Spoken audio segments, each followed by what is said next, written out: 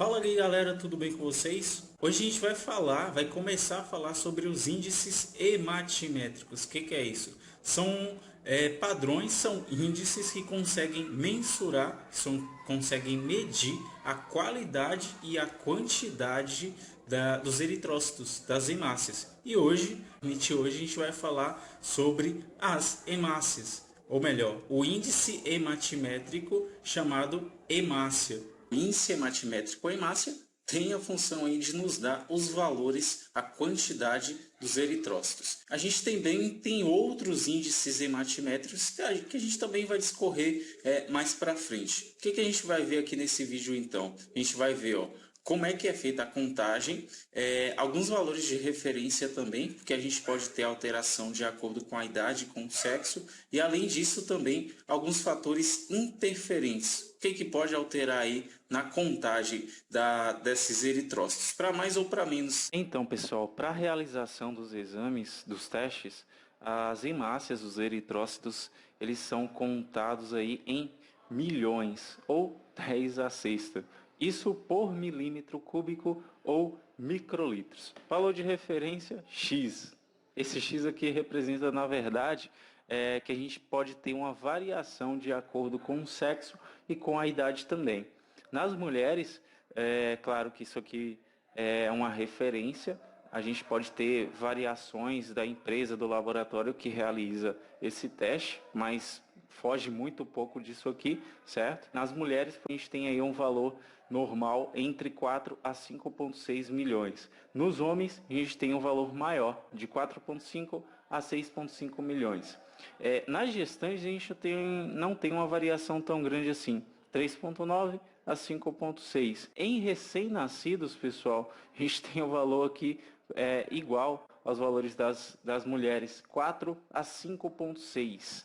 Enquanto que nas crianças aí de 1 a 10 anos, a gente tem um valor normal entre 4,5 a 4,7 milhões. Se você se perguntou por que os homens eles têm a contagem de eritrócitos superior à das mulheres, eu explico um pouco melhor. Isso tem a ver com a questão, na verdade, hormonal.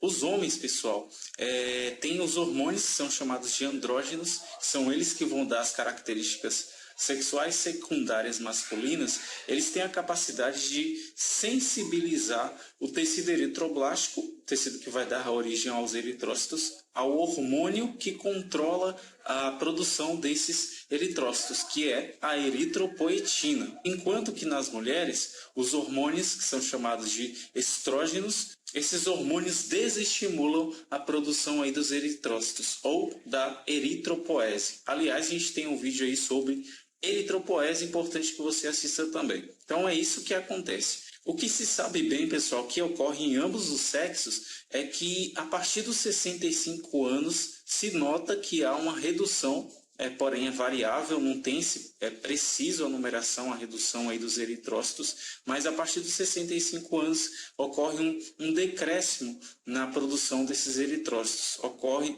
uma diminuição no valor nessas pessoas idosas. E para que seja investigado se isso é uma questão da velhice ou se é uma questão patológica, não tem outro jeito. Tem que se seguir uma série de exames para poder determinar, tudo bem? Bem, pessoal, o quadro a qual a gente tem a diminuição na contagem das hemácias, exemplo aí, abaixo de 4 milhões, por exemplo, chamado de eritropenia. E essa situação aqui está muito associada a um outro quadro que a gente conhece bem, que é a anemia. Eu disse está bastante associado.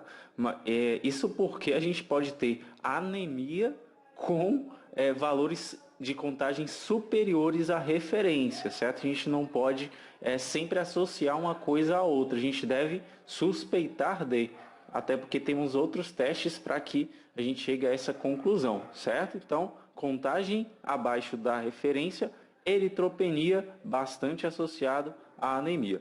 E, pessoal, a gente tem alguns interferentes, ou seja, são condições que podem alterar para mais ou para menos aí a contagem dos eritrócitos, e como isso seria um valor errado, pode haver prejuízo aí para o diagnóstico e até, claro, como consequência disso, para a condição do paciente.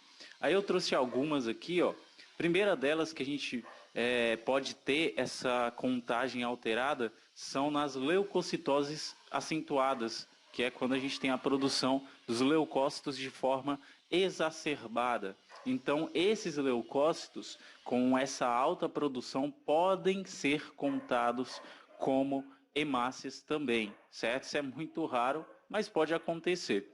Por isso que hoje a gente tem, claro, a evolução aí da engenharia para que os aparelhos não cometam esse e os outros erros que a gente também vai mostrar. Outra situação que pode acontecer é no caso da presença de plaquetas gigantes. Essas plaquetas podem se tornar tão grandes que podem ficar no tamanho de uma hemácia, de um eritrócito, e também serem contadas como o mesmo. Nesse caso também, como no caso da leucocitose, a gente vai ter um aumento na contagem dos eritrócitos. Outro motivo é na microcitose extrema, no qual, pessoal, as hemácias podem ficar tão pequenas que elas podem ser contadas como plaquetas. É o inverso do anterior, certo? Nesse caso aí a gente vai ter uma contagem diminuída. E o último que eu trouxe aqui é no caso aqui da aglutinação de hemácias, que aliás a gente já falou aqui no canal também, tem um vídeo só sobre isso, importante que você assista também. No caso da aglutinação, pessoal, aqui ó, você percebe que tem várias hemácias, certo? São grumos de hemácias. Essa contagem aqui, o aparelho só vai fazer como se fosse uma única. Então é claro que a gente vai ter também o valor diminuído dessas hemácias. Quer saber um pouco mais sobre aglutinação? Como eu disse, a gente tem um vídeo sobre esse tema também, certo? E aqui é só uma curiosidade que eu duvido muito que você não tenha ouvido falar disso. Não é um interferente, é só uma condição fisiológica. Para aquelas pessoas, pessoal, que residem em locais muito altos, por conta da baixa tensão aí do oxigênio, ou seja, a gente tem o oxigênio em menor quantidade e isso é um estímulo eritropoetínico, ou seja, a gente vai ter um estímulo maior à produção dos eritrócitos. Essas pessoas, então, têm uma contagem maior das hemácias. Quanto maior a altitude, por quilômetro de altitude, como eu coloquei aqui, ó, a gente tem um aumento de 0,15 a 0,25 milhões por microlitro. O maior exemplo aí são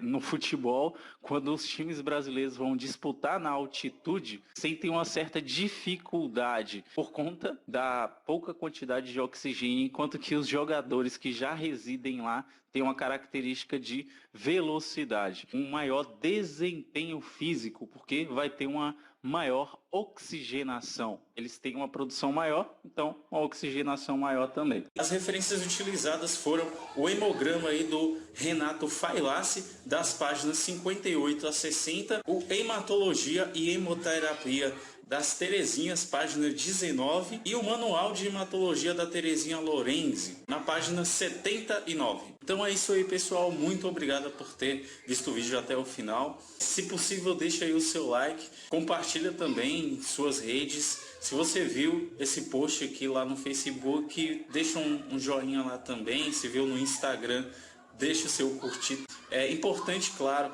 você se inscreva no canal e acompanhe também a gente em todas as redes que também vão estar aí na descrição, tudo bem?